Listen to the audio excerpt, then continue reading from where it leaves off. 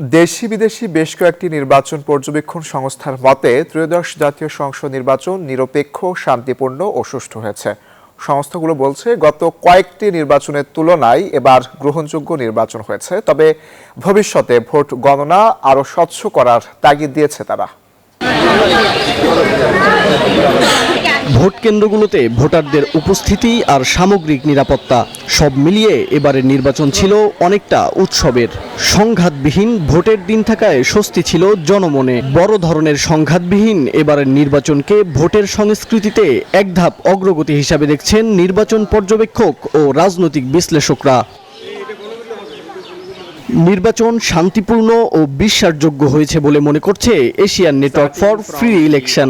ভবিষ্যতে ভোট গণনা হট আর সুইটনেসের পারফেক্ট ব্যালেন্সে যে কোনো স্ন্যাক্সের আসল মজা আনে রুচি হট টমেটো সস আরও স্বচ্ছ করার আহ্বান জানিয়ে সংস্থাটি বলছে নির্বাচনী প্রচারণার খরচের বিবরণীও তুলে ধরা উচিত।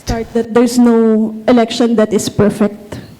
You cannot find that in any other jurisdictions. The Election Commission really did well. We are banking on the efforts that we did for the past year. We saw how they evolved also. Because at first when we were communicating with them, of course they're not that open at first, but it improved. It opened to a lot of opportunities after a year, and they did well in preparing the entire election. কিছু অনিয়ম থাকলেও আগের যে কোনো নির্বাচনের থেকে এই নির্বাচন নিরপেক্ষ, শান্তিপূর্ণ ও সুষ্ঠু হয়েছে, এমনটা মনে করছে হিউম্যান রাইটস সাপোর্ট সোসাইটি। ত্রয়োদশ জাতীয় সংসদ নির্বাচন পূর্বের যে কোনো সময়ের নির্বাচনের থেকে নিরপেক্ষ, শান্তিপূর্ণ ও সুষ্ঠু হয়েছে। এর আগে ইইউ নির্বাচন পর্যবেক্ষণ মিশন জানায় 2008 সালের পর সবচেয়ে গ্রহণযোগ্য নির্বাচন হয়েছে এবার।